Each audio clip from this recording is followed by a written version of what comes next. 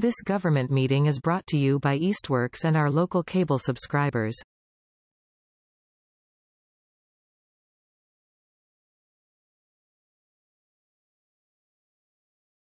Okay, thank you and good afternoon. This is the meeting of the Southampton Ad Hoc Senior Center Building Feasibility Committee, and I hope that spells something out.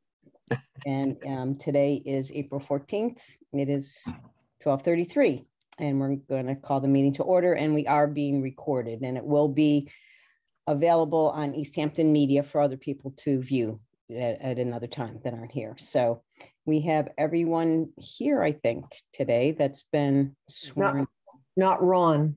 Oh, excuse me, except Ron. I spoke to Ron earlier and he explained that he had a department head meeting and that he scheduled his afternoons for doing building permits. So he will join us at the next meeting. We'll try to work around Ed's department head meetings in the future. So I just want to take a minute because there are some people that we don't know and don't know us. I'm going to just start off and just introduce myself real quickly. My name is Janet Kane. I am the chair of the Council on Aging Advisory Board for the last number of years, it seems, and active in other town committees as well. Joan, you want to introduce yourself real quick? Joan Linehan. I've been the director at the Council on Aging for the last 4.5 years and have a history of 35 years in the business. Great. Audrey? Sure. Audrey Pierce, resident of Southampton for the last 12 years or so. Background in engineering, a little bit of civil, a lot of plant. And I do some other community things, Southampton Women's Club per se, but there you have it. Great, thank you. Darcy. Hi, Darcy Gasparini. I'm again a resident of Southampton also for probably 30 some odd years. Business owner in town of the hair station for 30 years or so. I'm a realtor with Taylor Real Estate. I've been there going on my 18th year and also do some other community stuff also. Great, thanks. Andrew.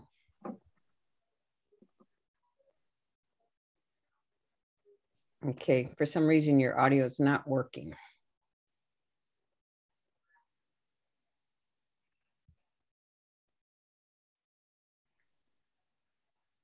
It says you're on, but it's not, we can't hear you.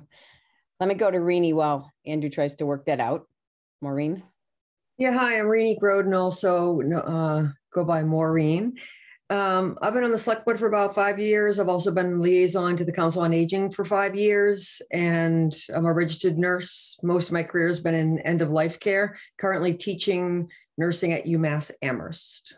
I've been in Southampton for a long time now, actually, probably over almost 40 years. Yeah. So I failed to say I've been here 14, so I'm displaced from Long Island. And Mr. Gibson. Hi, I'm Ed Gibson. I am an ex officio non-voting member of this committee. I'm the town administrator here in Southampton, and I've been here in this position for 4 years. Great. And are you back, Andrew? Can you hear me now? Yes. Hey, success. Great. Yeah, it's, anyways. I'm Andrew LaFosse. I'm a registered architect in Massachusetts, Connecticut, and New York. I currently work for Bond Brothers Construction. I'm a former resident of Southampton, grew up there, and my family still lives there. So excited to get back into the town. Great, thank you. And one last request I have for today is I need someone to take minutes while I run the meeting. Do we have a volunteer? I can volunteer if nobody else wants that. Great position. I'm in the middle of a newsletter. I don't even want to think about taking minutes. I still haven't finished minutes from the Public Safety Building Committee, so I don't want to get these confused here. And I have some from the Housing Authority that are still due too. So yeah. Thanks, Darcy. Thanks, Darcy. And we appreciate that. And again, this probably won't be a real lengthy meeting, but it's more of an introduction. and kind of get a sense of what we've accomplished so far. Take a look at the will if you hadn't had the opportunity to look at that section of the will. So I think I know we put elect chair, vice chair, clerk, but we'll postpone that because Ron said he really wanted to be the clerk. I vote him in. And since he wasn't today, I said, oh boy, that's a dangerous thing. So I think he did that so he wouldn't be nominated as chair and vice chair. Come on. no, he doesn't want to be clerk for sure. So, and we'll wait for our final person to get appointed. We have one more position open, and I don't know if will that be addressed at Tuesday's meeting, Ed, do you know? Not at Tuesdays, no. So in 2 weeks. Yeah, the 26th.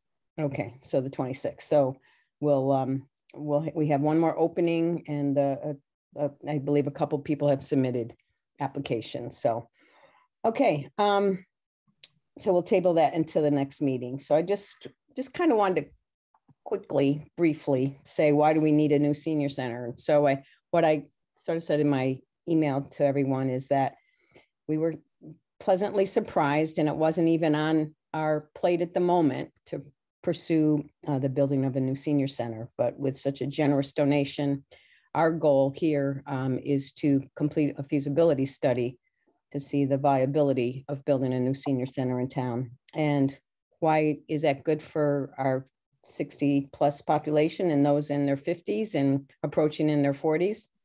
Well, 1/3 of our population in town is over 60, and we have a room capacity for 75 people, a single room. Has anybody not been to the senior center? Has everybody walked through the room? I've been. Yes, okay. So I if you haven't, have not been. okay, I thought maybe it would be a little tough, Andrew, you can send your parents in, okay, and have them give you some feedback, but Joan can do a virtual tour at one of the meetings. It won't take long. So right now, because of the size, it really limits our program capabilities. An example, yesterday, we had a wonderful presentation about safety for seniors, and it overlapped a little bit with our bingo folks coming in. And because it's one room, it's very disruptive when the next class is getting ready to start. We have a couple pieces of exercise equipment, but I think people are a little bit leery and embarrassed while other classes are going on to be working out. So there's not a lot of privacy. And, you know, we have our kitchen is very limited because our septic system cannot support meals. So we don't have the ability to address any of the seniors that have any food insecurities in this facility. So there's a lot of good reasons that this is very timely, and that we hope that we can get a good study together and some fundraising as well to bring this to reality in the next few years. Anybody have anything did I miss anything on that? I mean, that was a very cursory overview of some of our challenges. Anybody want to add anything? In a nutshell, yeah. Okay. Well, the office space is one big open room as well, even though we do have a door to close, but there is confidential things that go on for Shine and different things where we really could use, you know, a couple office spaces with privacy. With privacy, absolutely. Okay, thanks, Joan. What I want to do is just kind of take a quick look at the segment of the will. Just bear with me for a second.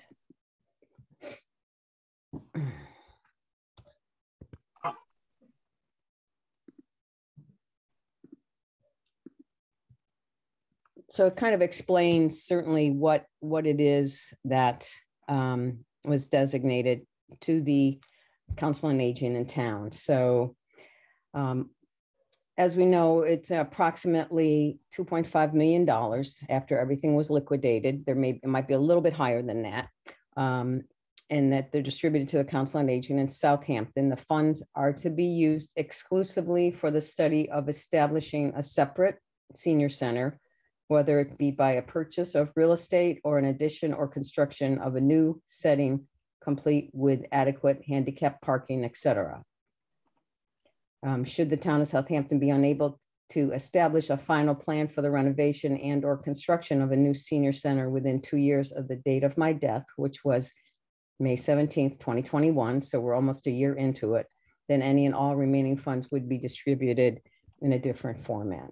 So it does clearly say exclusively for a study of establishing a separate senior center. So that's kind of the purpose of this group, to determine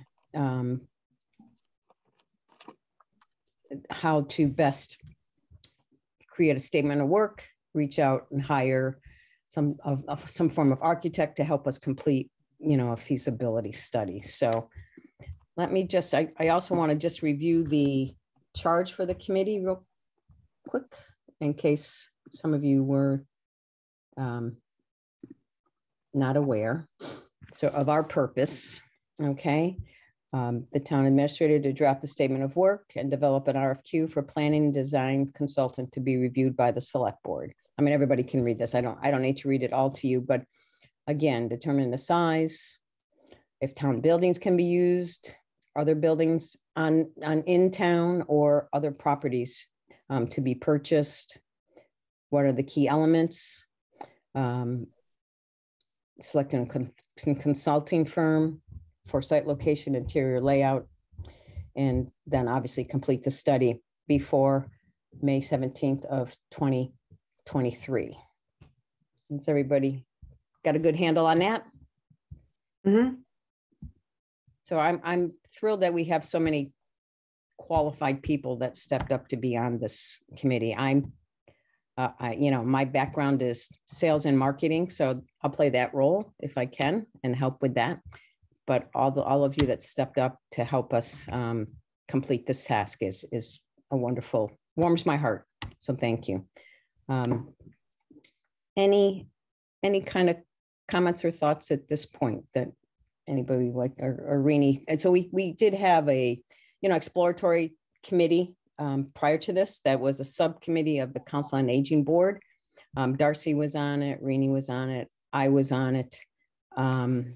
Ron came in kind of at the end, and we visited a number of senior centers. I was on it too. Joan, I'm sorry, Joan was on it, of course. I just assume you're on it, Joan. Sorry, Joan was on it. And we visited a number of senior centers. We looked at some different plans that they did. And we had a good understanding of what worked for them and what didn't work for them. Two of the key ones that we visited were Hadley and South Hadley.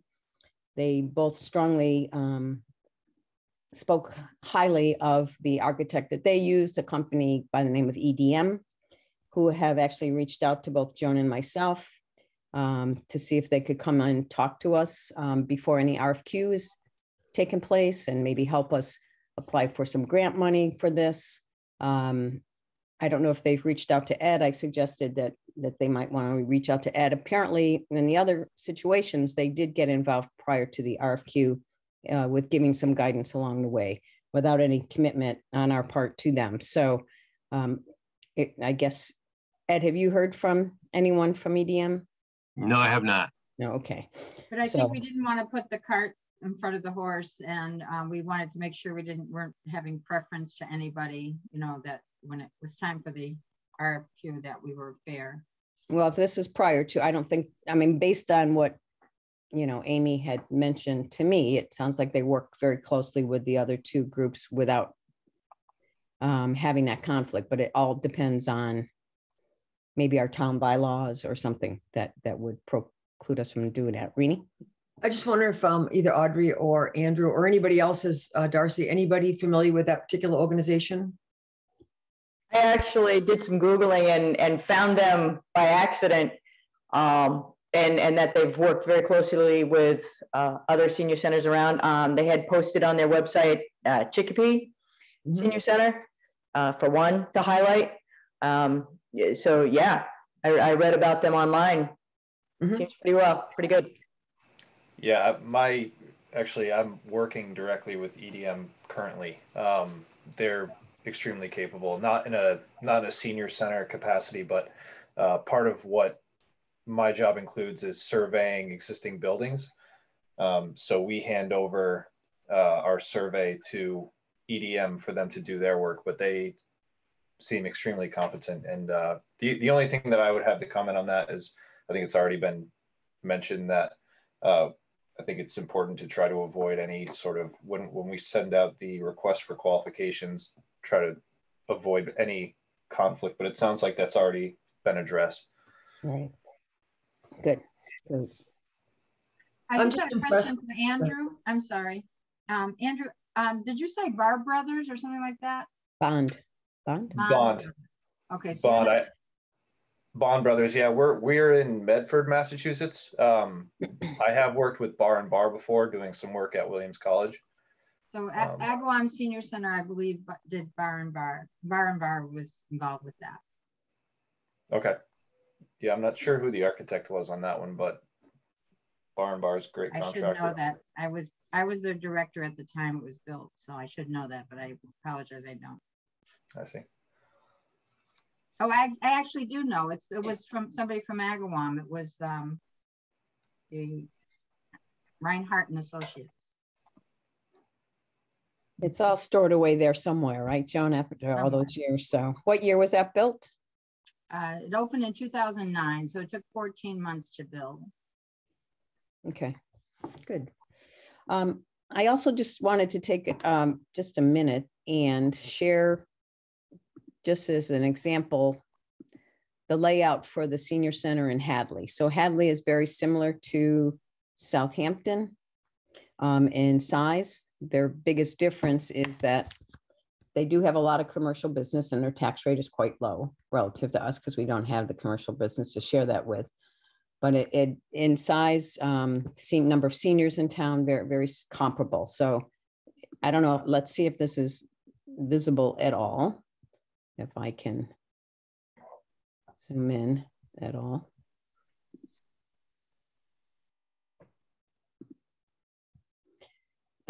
It was a great, if you're in Hadley, if anybody's passing through Hadley, I encourage, that you stop by and take a look. It's really a nice facility. So they have a very lovely entrance, a very warming, welcoming spot, which is their living room library with a nice little gas fireplace.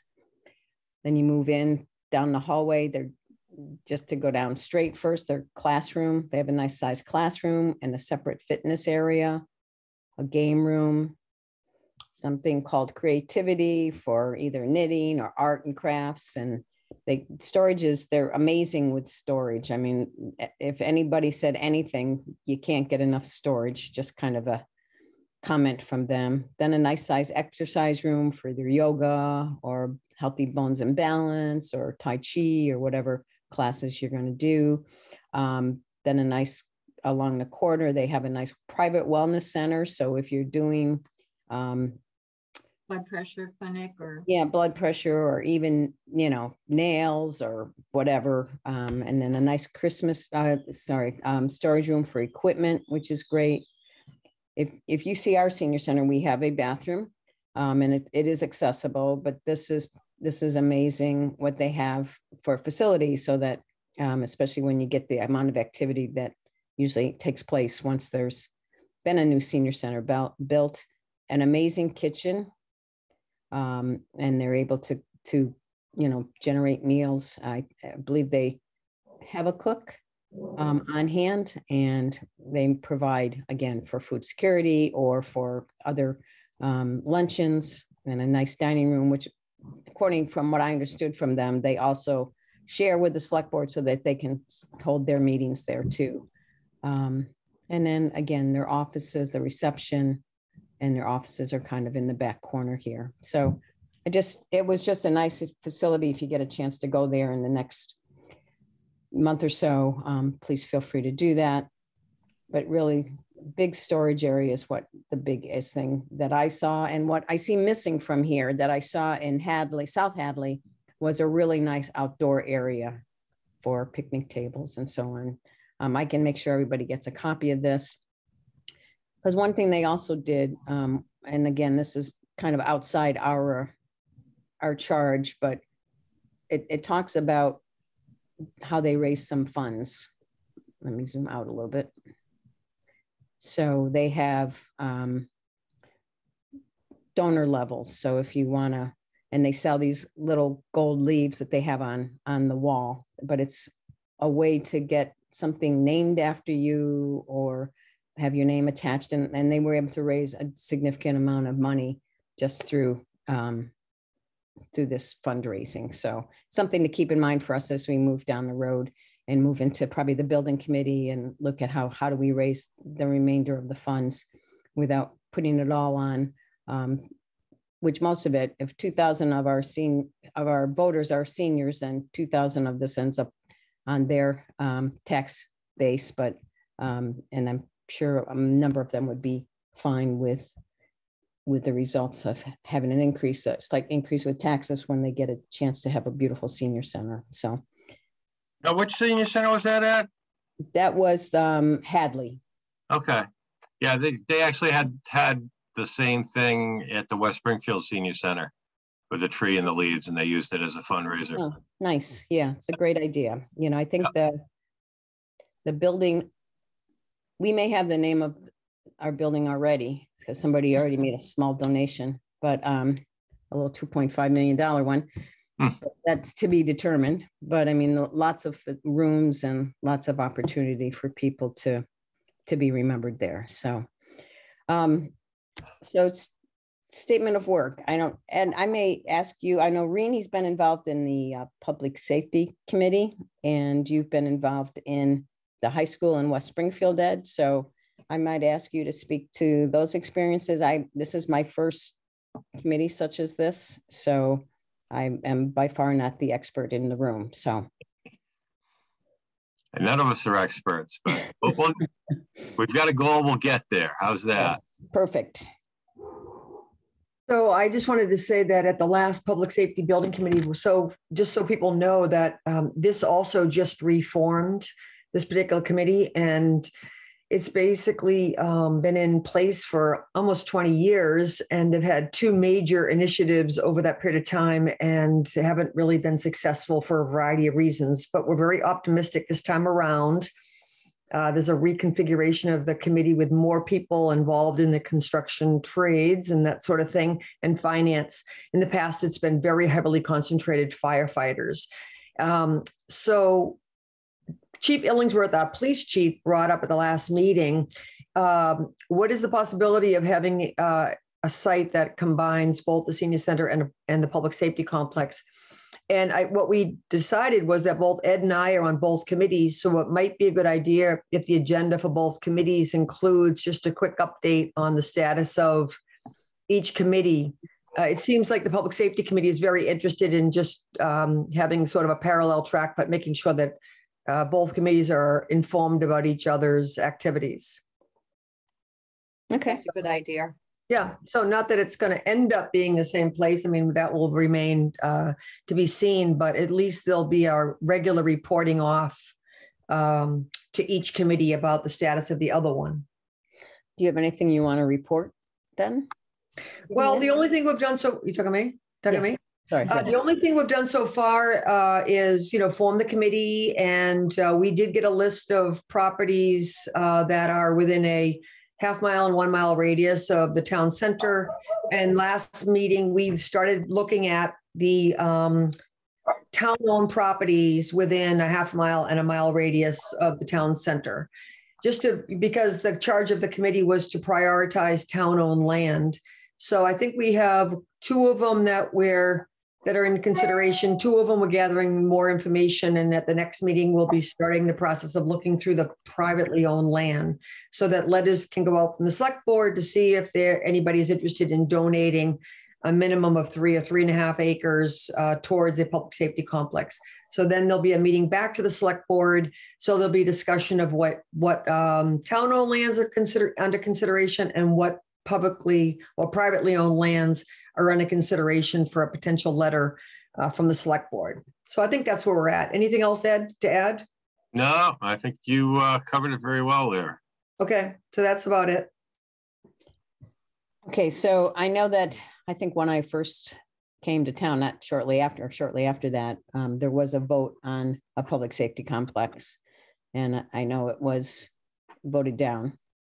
And I guess I lessons learned, I hope we can learn from that when it comes to this and how we make sure that we listen to the people in town and make sure we're giving them what they feel they need, and not more than that. But any thoughts on how to avoid that in the future? I mean, it's a little bit ahead of the game, but you know, I already hear, you know, some people saying, why do we need a new senior center? So it certainly wasn't something we brought forward, but here we are. And we have $2.5 million to begin this process. I know that the Hadley spent around $7 million for their senior center, and you saw the layout there. How many square feet is that? That's 10,000 square feet. Yeah. Well, I just want to say that we do need a new senior center. I think the site for our seniors are, you know, inadequate.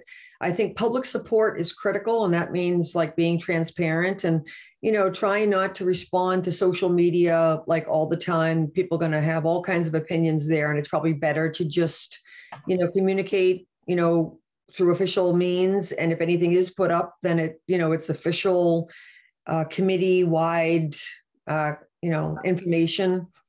But I think that last time the attempt for the $11 million one was behind the fire station. So land was purchased because it's a lot of ledge back there. And $1 million of the 11 million was excavation because of the ledge. And I believe what was requested in the building was a lot of bells and whistles. Not that it's, you know, wasn't a good thing, but I think the price tag was too high at the time. We're probably back up to those numbers now because of all the, you know, cost and such. But at the time, it was a huge price tag, and at least $1 million was excavation. So anyway, we just have to make sure that we, you know, communicate openly and you know, record meetings and all of the things that people expect of us as an established committee. Yeah, and I would kind of like to add on to that is that, you know, the meetings are public. Anybody can come, and probably having additional conversations on the side that might impact the effectiveness of this group are probably discouraged. You know, I think we can listen to what other people can bring to us and share it with the group, but I'd like to hope that we can keep most of the, maybe the rumors and whatever, you know, contained, you know, because things go off sideways sometimes. So, and we're all going to hear a lot of things. Like, for example, I went to deliver a large number of COVID test kits up and down Route 10 to the businesses. And when I stopped at one particular business, they said, "Oh my God, I just saw the article in the paper. My husband has some land on College Highway, and he was going to build, you know, blah, blah, blah. But, you know, after reading the article in the paper, that might be a good site for a senior center." I know that the church has also contacted us. So I just think we're going to hear a lot of things. And I think it's important that we just sort of stay the course in terms of the direction of the committee as a whole.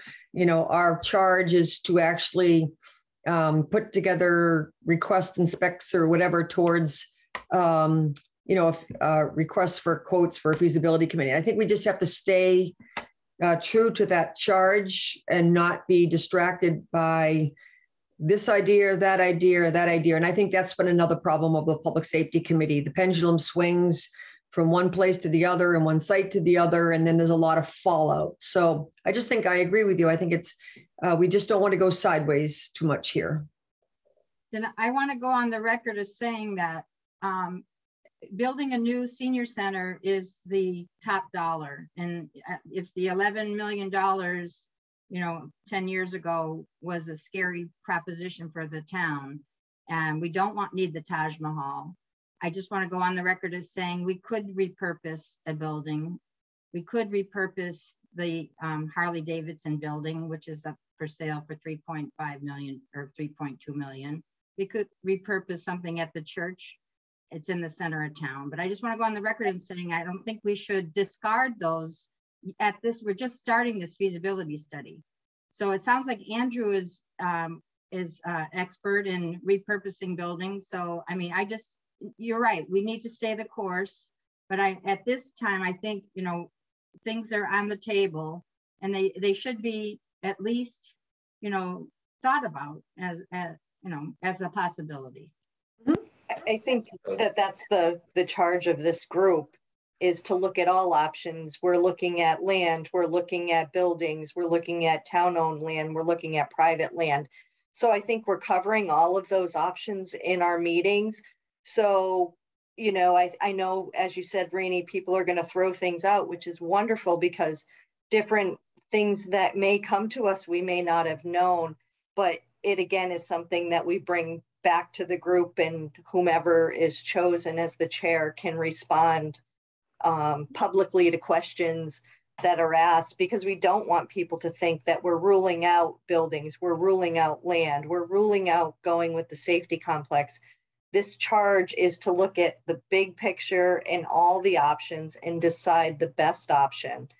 So when there's too many things going in different directions, people start to get the wrong story. So we want our story to be the true story. Mm-hmm. Yeah, absolutely. I think if I can just jump in here, apologies.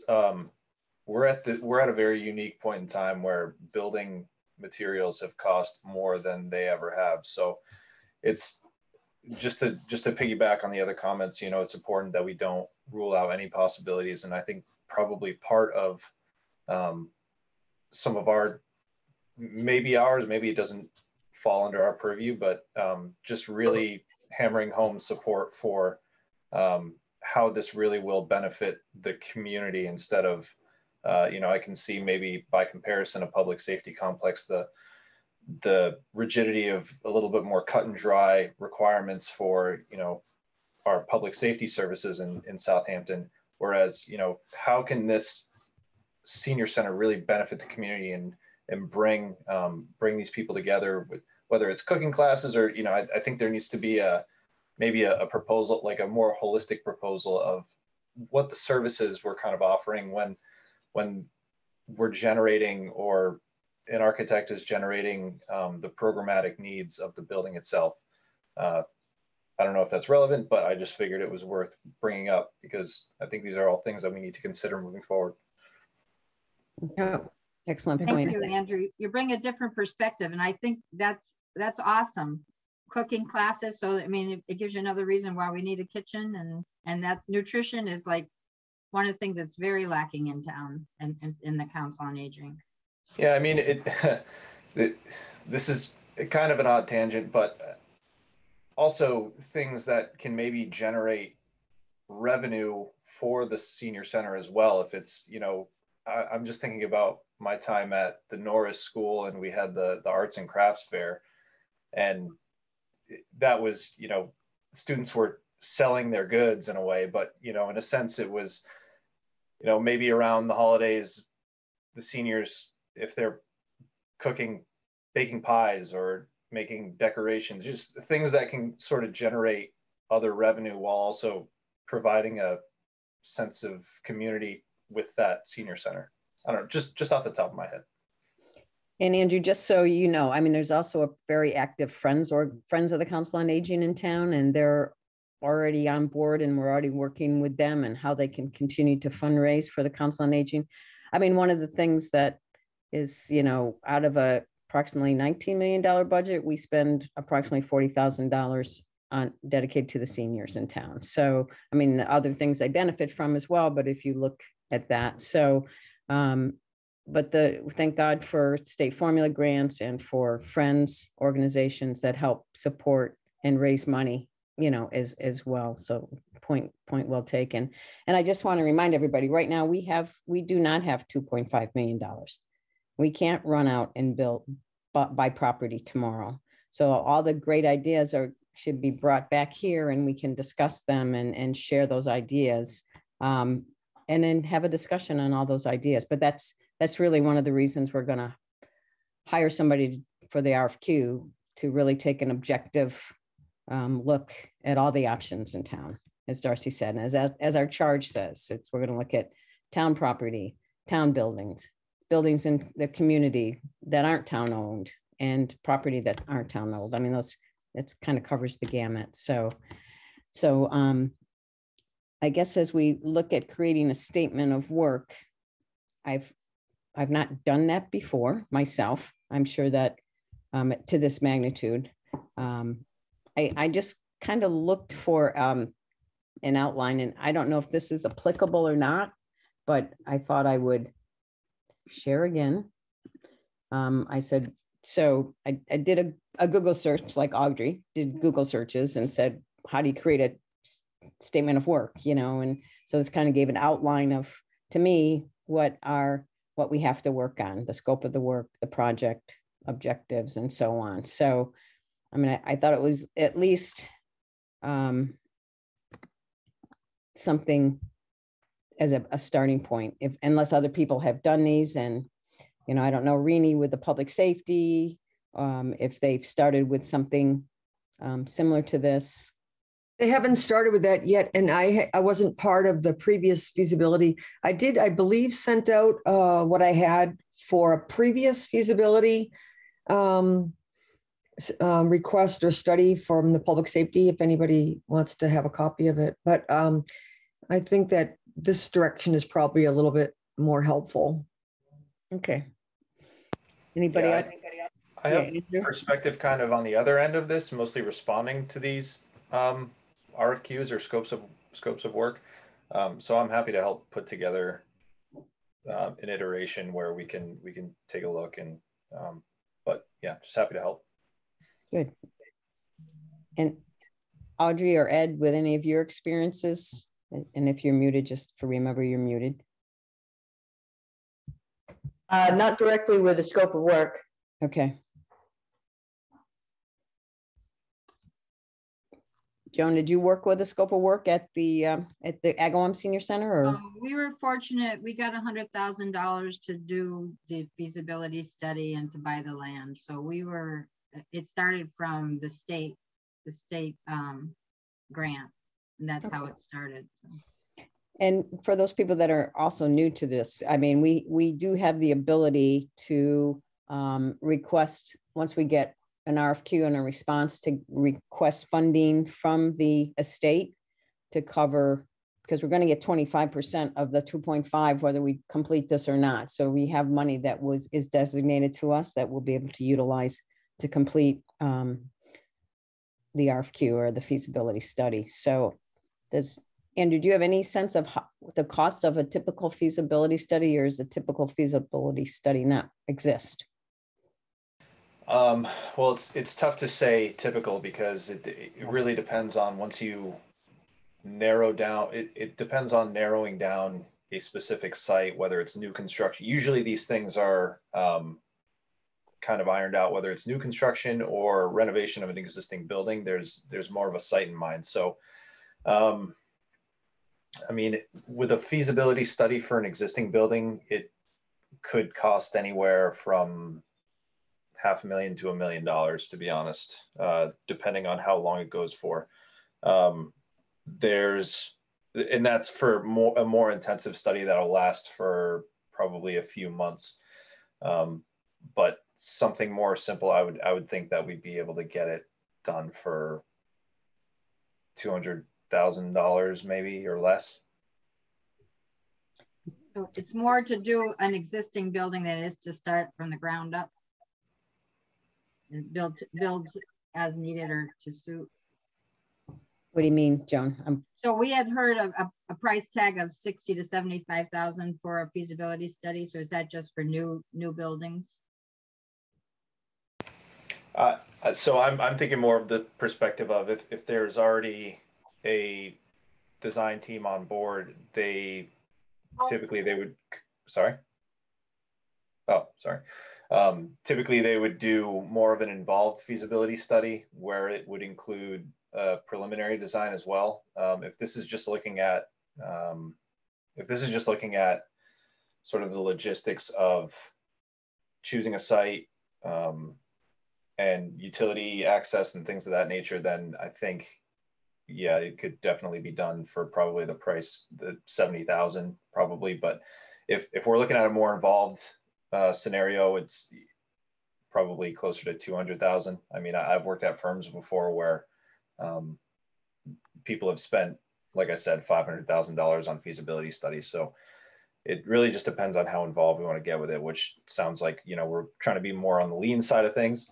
I think we could probably get it done for probably $70,000 would be a good expectation. Yeah, plus I think we might look at this as what you might call a preliminary,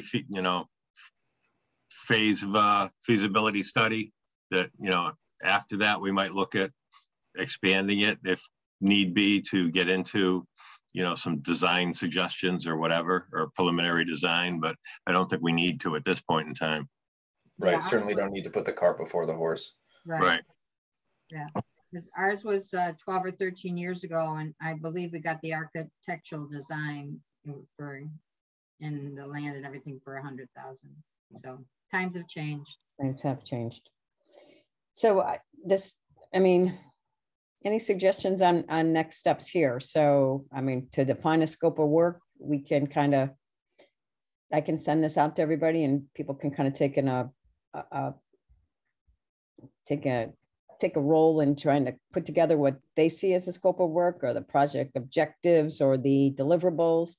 I think that those are the kind of the key parts that I see at this point in time, but I'm, again, relatively new to this process. So that sounds like a very viable plan, Janet. Okay. So if everybody, I know might be, I mean, so if we could do, try to work out a scope of work, project objectives, and sort of like deliverables. I think the schedule is, for just this study, certainly is no later than, you know, May of 2023, but we probably may want to put interim deadlines. I mean, we're going to meet every other week, so we may want to put interim deadlines. Yeah, I mean, that's more for the total feasibility study itself, which we're going to farm out through an RFQ. So we could either take some time today to do that, or we could kind of work through it. I think what I need to secure up before our next meeting is to get a schedule that's going to be viable for everybody. I know some people have real jobs during the day and need to kind of have a very honed in time schedule. And I think having it the Thursday after Ed's staff meeting is probably not a good idea, right, Ed? So, but we did talk about meeting twice a month. And I don't know if daytime, midday is good for everybody before we kind of get the next schedule going. So anybody have any thoughts what works for them? Wednesdays midday are usually not good for me, but Monday, Tuesdays, Thursdays. Thursday, You Friday. could do Thursday. We just have to do every other week so that we don't follow a select board meeting. Well, lately that's going to be tough because there are a lot of select board. Yeah, but we don't have staff meetings after. We're not having them weekly. Are you Ed, or are you right now? Well, not normally they're every other week. So, but I have them on the Thursdays after the select board meetings. Or is there a better, is a Monday midday? I mean, are middays better? I mean, I know that between the people that are on other committees, nights are really tough. Mondays are very difficult because that's when Board of Assessors and Public Safety meet. Okay. So that would be very difficult. And Tuesdays are select board meetings for the most part. Thursdays are good if we can do the opposite week from the select board or the department head meeting. That would be helpful, unless it's not good for other people. And usually around this time is good, like an after lunch, early afternoon. Mornings, I'm trying to devote to another project. Yeah, this time frame works well for me. As far as lunchtime, I can commit to anything. Okay. Is 12:30 better than 12? Audrey, doesn't matter. Doesn't matter. 12:30 is better for me. Okay. Andrew, are you? Yeah, I'm flexible. This time works for me. Tuesday, Wednesday, Thursdays are pretty good at 12:30 for me. So. Okay. Did Ron give you any feedback about the timing of meetings? Yeah, he just said no time is good. That was his original comment, and definitely not the Thursday after Ed's meeting. So okay, that was kind of his ask. So I think 12:30 on Thursdays that aren't after your meeting, which means we may meet again next week just to get on a schedule. I know Jones, it's kind of a tough time for you next week. it's going to be great because we got Sarah the Fiddler and she's got the whole show. So it's going to be great. So we could look to maybe 12:30 and maybe people can take a stab at a scope of work or project objectives, and we can brainstorm on those next week. I mean, if we can keep it down to an hour, I mean, just to be considerate of people that are trying to squeeze us in during our lunchtime. And Ed, how about you? I mean, no good day. You're kind of like Ron. No, there's no good time. Definitely not this time of year. Okay. Yeah. Talk to me in June. Yes. End of May or something. So yeah, end of May or mid-May. So you want to? But I'll, you know, other than that, I'll just try to fit it in as best as possible. Okay. So is everybody comfortable with trying to kind of just putting together a small statement of work and objectives, and just to see what we can share next week, and we'll get the office, the chair and the vice chair and the clerk together and get moving forward from there, because it is kind of a tight, it sounds like we got a year, and that's great, we got lots of time, but those people that are in this business know that that's not a true statement. So so if you haven't seen the senior center, you wanted to take some time and make sure you go through, and also if you're in Hadley, or I don't know, Andrew, if there's another town similar to our size near you that has a relatively new senior center. I know Ludlow has a new center. I haven't seen it. I'm not sure what size Ludlow is though. They're pretty big compared to us population wise. Yeah, I'm sure I'll be able to find something around here that I'd be able to look at. I'm also in town this weekend, so. Okay, great. Well, we're not open, but you know. Yeah. You may want to mention Irving, just because we went to Irving, which they found it small. So, I mean, to me, it looked glorious because we have one room here. So I thought it was great, but you know, Janet really said we need bigger. But they had outdoor raised beds and some really interesting things. So I think if we can find the best practices, you know, it'll be a great center. Yeah, Irving has 350 seniors in town compared to our 2,000, and it's 6,000 square feet. So it gave us, and Darcy was there as well. And please feel free, Darcy, to speak up. But I mean, it definitely, the rooms are much smaller. I mean, if I went anywhere, each time I went anywhere, the one thing they said they would do differently is make the rooms bigger in almost every senior center we visited. So the woman, I think, in Irving was just so happy to have a senior center. She was fine, but with 350 seniors in town, I think she could accommodate pretty well. But anyway, that we did visit them. They are 6,000 square feet, right? Yes, we are under 2,000 square feet, and 10,000 in Hadley. I mean, we'll have to see what comes forth. I can't predict how much, what the size at this point in time. It'll be somewhat cost driven as well, I think. So, but Irving, it was a nice center. It was just the rooms were pretty small. And everybody's getting older. No one's getting younger. So, and they did name it a senior community center. So they wanted intergenerational programming there. So that's what they got the town to vote it through, because they added community to the title. But in reality, nobody else uses it, just to be honest. Right. They may have used that as a selling point, but that's not how it's used today. So Darcy, do you have anything on that one? Well, I think as far as Irving, I mean, it was beautiful. She was very nice. But yeah, it was small. And even that's for the seniors that they had, or less seniors than we have, she said she would have liked more space. The things I did like up there that was very nice was the outdoor space. You know, especially days like this where you can sit outside and have a coffee or have your lunch or whatever.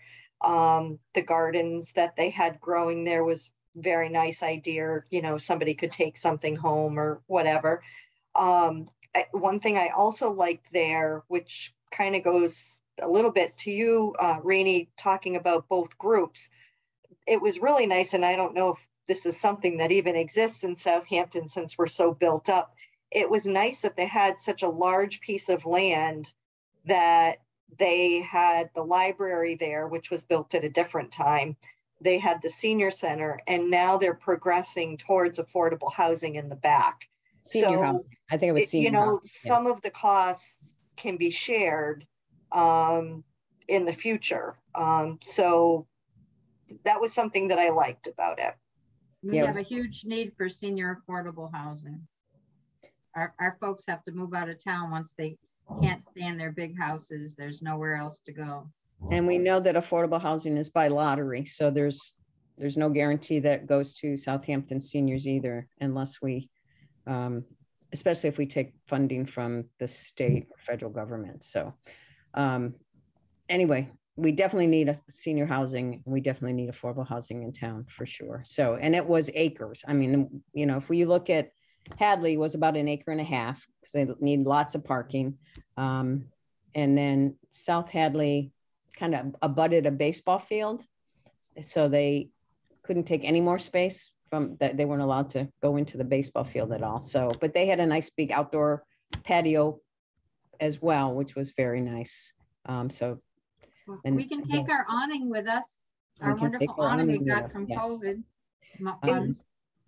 Just to be clear, and I don't know if Andrew, you can answer this. So next week, I'm new at this also. So as far as the scope of work, what are we going to be looking at? Like the basic scope of work of like, you know, this is what we're looking for, or are we at this point getting more in depth? Like we would like a kitchen that we could do blah, blah, blah, or an exercise room that we could do this, just so I'm prepared. good question.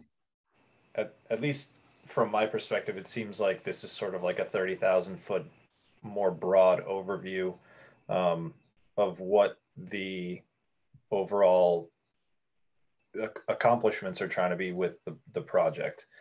I mean, it's not until we sort of, if we get to the point where we're centering in on a location or whether that's a new footprint or an existing building, can we really start to answer some of those specific questions? I think it's more of a broad, if you will, 30,000 foot overview of what we're trying to do, at least from my perspective. But so is the scope of work really sort of what's stated in the charge then? Essentially, it can be a little bit more detailed in the sense that, I'm trying to think of an example. I mean, nothing's coming to me right now. I can send along, I've dealt with this a lot from a university proposal perspective. I can try to dig up a scope of work that we've gotten from University of Maine or other universities. I mean, it goes really into detail because they already have a site and everything picked out, but if that'll help the group, I can send that along as well. Yeah, can't hurt for sure, Andrew. And Rini, are they planning on the public safety to hire an architect to do an RFQ to kind of do a feasibility study as well? Or has that been done or? Well, we're not at that particular point right now, but I think that will be, the first charge is really just to present back to the select board the preferred sites, both town-owned and private. And I think at that point, then there will be there was a fairly recent feasibility study done, and there were 3 or 4 possibilities. At that particular time, though, the site was the old fire station site. So it wasn't really looking at other spots at that point. It was more different designs of buildings, different locations on the site, that sort of thing. But there is one, and I think there will be probably an updated feasibility study at some point, but not before coming back to the select board. Yeah, there would have to be, so. Yeah, because I feel like we're being pushed forward rapidly to put this RFQ together. So, I mean, what is it that we really need to determine what's required for the RFQ, I think is what we have to determine as this committee. Yeah, and I think we should have a pretty tight timetable. I think we really should. I mean, we know that we have to have a final plan by, spring of next year. So, yeah, does it mean like, okay, we have all these possible sites. Which ones are feasible?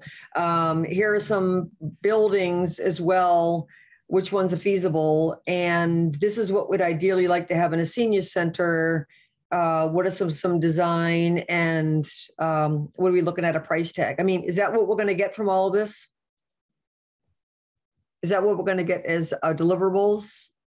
Yeah, I mean, also the elimination. So if you look at town hall and, you know, is it really viable to expand that to 8,000 square feet and have parking available? Yeah. You know, accessible parking available. I mean, so part of it is what is and what isn't, and why are they or why aren't they? Yeah. Me is part of it. Yeah, so I think, are we looking at, okay, we need to have a minimum of X amount of square feet, and, you know, are we looking at specs that we feel like are non-negotiable, and then having a company look at various buildings, various land, various sites, and then telling us which ones are even on the table? Or, so, I mean, I'm asking as a question, I don't really know. Yeah, I don't. Do you start with what are non-negotiable things that are needed? And then do we ask for design, but also site possibilities? I don't know, does anybody know where we're going? Yeah, I would think some of that we should be able to do ourselves. And we have an engineer, we have an architect, we have a real estate person. Some of that we should be able to narrow down. But I'm not sure. I think just initially we should try to target really a number of how many folks are going to be using this facility in general, and then we can generate an ideal square footage. I don't know what the population of people in South Hadley that's using their senior center right now. I think if we can come up with some comparative numbers, that'll help us generate a square footage number, put that in the RFQ, get proposals from architects or construction managers. In my own experience, I think it would help to probably have a construction manager signed on to something like this in an early stage. That way, if we're getting RFQs from architects and then we select a few and then have them submit a request for proposals, we can get multiple proposals from multiple architects, and then have a construction manager kind of give us a better idea of how much this is actually going to cost. If they're signed on early in the whole process, then I think it's going to be more beneficial than sort of doing this a little bit more gung-ho, having an outside estimator try to come up with those numbers. And then after we figure out how many people are going to be using this thing, our square footage, then we can start to put more concrete numbers to specific proposals, if that makes sense. So, yeah, because that's going to marry with the attributes we'd like to see in it. And, you know, at some point, you're going to want that cost estimate, because it's at some point it might say, oh, well, you know, we can't include that, or we can't include that, or we're not going over this amount of square footage because we'll never be able to afford that. Right. Audrey? Yeah. Has there ever been a survey done of our seniors to find out what activities they would like to do in a senior center, or how many would actually participate in activities in the senior center? So early on, there was a study done, I don't know if it's by Friends or I think at least 4 years ago, there was one done. Of course, we're looking at a room that we can only hold one activity at a time. And so, I mean, just from what other communities have built, and Janet already spoke to this, is that you need a separate room for fitness equipment. You need a separate room for, you know, the medical, the foot care. You need a separate room for storage. So, I mean, there are some basics that are in a senior center that are needed. So, I mean, we've been charged to find out, you know, what the feasibility of building one is. We have, I don't want to go backwards. I think in our last group, we had discussed putting together a questionnaire that we could probably still do in the same time that we're doing this, of sending out to see what people would be interested in, what they weren't interested in, what their top questions were, of things they liked, didn't like. But I don't think we ever got to a firm questionnaire, but we did discuss that. And a That's a couple great things. idea. I One, think it should parallel. I think that one of the senior centers we visited did that, and the other one said they would never do that. And both of them have new senior centers. So it's interesting that different perspective on if you ask people what they want and they don't get it. Yeah. How the negative reaction to that. I mean, maybe it's not linked to this, or maybe they, you know, like Joan said, they view, well, what can I do in this one room? I'm not comfortable going there anyway.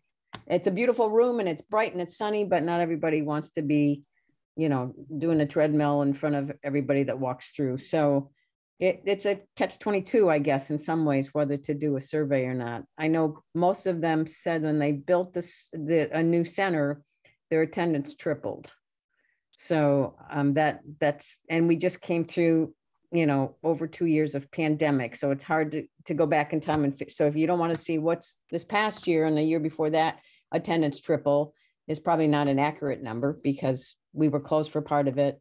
People were very concerned for part of it. So it's a bit of a challenge, I think, at this moment in time to clearly define. And we have a new generation. We have, you know, the 50s that are now turning 60s. I mean, Janet knows firsthand what the pickleball courts and how that all has grown in the last, and Rini as well. You know, that just came out of almost nowhere, came out of Florida and just kept progressing. So came out of Washington, actually. Washington State, yes. But anyway, I think we should do some kind of a questionnaire, especially with it being at the top of our list for the next year. You know, when we build, not if we build, when we build, what are the things you would like to see in our new center? And again, you don't want to raise expectations if something gets voted down in town. So that's to be, yeah. But it's not positive thinking, though. So what do people, do you have any feelings one way or the other on a survey? Because initially we were going to do a survey. I mean, that was kind of like, let's see what the seniors want. And then when somebody kind of said, yeah, I wouldn't go near that. And I was like, oh. That does make sense. Now that you say that, I didn't remember that part of it, but it does make sense. Yeah, you weren't at that one, I think, Darcy. So yeah, it makes a lot of sense. I think we've visited enough places, frankly, and I think that we know that if we build it, they will come. And I think that Andrew's point is an excellent one, that we need to look first and foremost at the statistics. So other places have predicted and said that there has been an increase in staffing and an increase in participation after building a new senior center. So I think we should, you know, our whole town has been surveyed a lot lately. We just had the master plan survey that was extremely successful. We just had an ARPA survey, which, you know, so I just, I don't know that, I think we can decide that a little bit later. You know, I think we should start looking more at what numbers do we anticipate? So therefore, what square footage, what did we learn from visiting other places in terms of what rooms we absolutely should have? Obviously, we heard lots of storage. We heard we need outdoor activity or place for activities. I mean, I think we have enough information about what, and it doesn't mean that we're going to exclude like having a shower or something, although we probably will. But you know what I mean? We're not going to, you know, right now exclude a lot of possibilities. But I just think that we have enough ideas about what kind of rooms we're going to have. We can call it an activity room, and it can be games. It could be, you know, lots of different things. So I'm not feeling like we need to do that right now. I know we're winding down to the hour. The Clark Street property came up twice in the conversation. I don't know. They looked at it, said it was under contract. I heard that it was for sale again. Are we familiar with that? The one that across the street from Conant Park? Yes. Everybody's familiar with it. But again, we don't have any money but we have got to get the study done before I mean, this is the dilemma that we're in. You know, they don't give us the money until we give them a study. So I don't know how do we balance that? That's just my perspective. You know, everybody's thrown. I mean, it's good. Bring that information in, Joan. I mean, that's the kind of thing you probably get bombarded more than anybody about what we should do. Granted, that's $1.1 million. And without a building. So I know you're working on the trust fund for the housing. So I know that you're, involved with that as well. So anyway, I'm not sure what that has to do with this, but okay. Right. Well, just that I understand that you don't have the money to put down on these things. So we can only do so much without having it. Yeah, I mean, our charge is to come and define, what's stated in the charge. So that's, I can send out the charge. I don't know that Andrew, did you get a copy of the charge? I'll send the charge out. I'll send the Hadley layout to everybody. So those are, that's why we're going to kind of hire this company to kind of look at those various places to see what it is and what we should be doing. Can we repurpose? Do we need to build?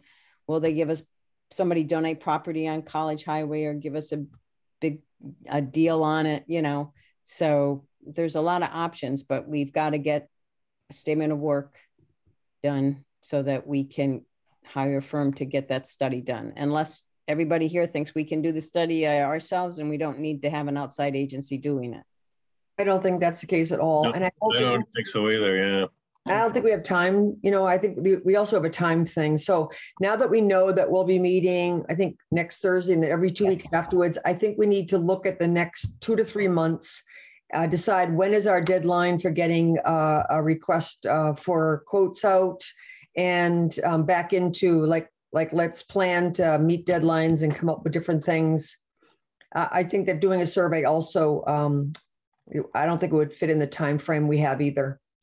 And that can come after the feasibility study if we decide to do one. Yeah. Before we and that I would just ask Ed if you at any time could speak to this person from EDM and just see if there is any value to having them speak with us and what tools they have to share with us, and maybe we'll be able to focus more. Although I think having Andrew here and our engineers and all the folks on this committee that brings such great depth are really helpful. But again, they have offered, they reached out after the article. And I kind of told her that we had a brief discussion and it didn't look viable, but she said that they did it with the other centers. And if it's possible, I think just listening to them and maybe having to get some direction from them, as long as we don't violate anything, can't hurt. So, but this stuff way more than me, Ed. So yeah, we have to talk to them. Okay, so I will let them know that. All right, so we're gonna kind of look at some of our scope of work and maybe some objectives, and we'll discuss that next week. Well, we won't have another member yet, so we probably won't do chair and clerk or whatever. So I think somebody with more knowledge in this business would be excellent as a chair. I'm happy to do it interim until we get somebody in place for that. So thanks for that, Janet. And Darcy, thank you for clerking today. No worries. I'll do it till Ron takes over. Make sure he comes next time. Yeah. Okay, so their next meeting is anything else? Yeah, let's see if we can get, who's the best person, Joan, to get data about the current number of seniors in town, what would be a projected increase. We already have census data from the Donahue Center at UMass, I think. I don't know if they broke it down by town, Rini. I didn't see the seniors broken out on that study. If it's there, data from 2020 on the number of seniors in Southampton? I have not seen that yet. Really? By community. But I know they had affordable housing and housing things in that study, but maybe I missed it. I kept looking in it, but I didn't. If you see it, send it to me where it is, and I'm happy to. Joan, do you have current data on the number of number? I thought the the nursing students are working on that as well. Oh, that's where they got the information. But the most accurate information would be from Lucy. So I don't know if you're able to just get that information, because she probably has the real-time data, right? I'll do my best. So are we talking 55 and older or 60? 60 and over, right? That's what yeah. By the time the center's built, it'll be 55. Yeah, the the number of seniors that unfortunately we're losing over the next few years, the number of seniors coming in will be greater. So the number will go up. Yeah. So. And that's also very predictable. I mean, I've been looking at data that says, you know, by 2030, the number of people that are, you know, baby boomers moving up. I mean, I think that there have been, we can project, I think. Yeah, I mean, it's pretty close to 22,000. But I do find the number kind of fluctuates a little bit, and I don't know why that happens when I request numbers from town hall. Yeah. So, I mean, if we could get, I'll check the Donahue study again or see if but I hadn't seen things broken out by community, by age group. I'll have Lucy run the numbers. As soon as I get them, I'll share them with the group. Okay. Or or bring them to the next meeting, you know, which is good too. It's only a week away, yeah. Yeah. Okay. So again, that is, what is next, the 21st? Oh boy, let me make sure I don't have anything. Okay. Okay, the 21st at 12:30. And I'll get that posted. And if there's any specific items that you think should definitely be on the agenda, just send me a quick email and I'll try to keep this email group together. All right. Sounds good. Thank you very much. Sounds good. Thanks, Janet. Everybody for sacrificing your lunch hours. So Okay. Thank you. Nice to meet the new. we Yep. have Thank adjourned. you. Have a good one, everyone. Bye-bye. Nice Bye-bye. to meet all of you. This government meeting is brought to you by Eastworks and our local cable subscribers.